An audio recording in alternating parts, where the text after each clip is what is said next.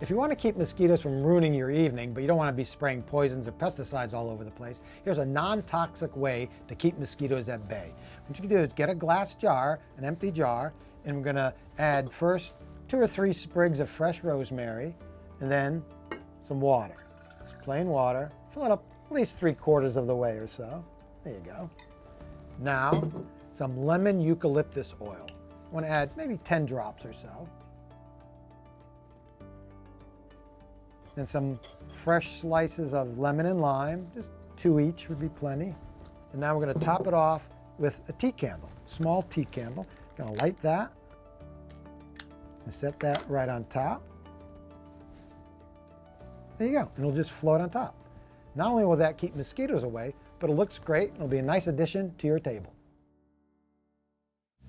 Simple Solutions is brought to you by Type Bond, the pro's advantage.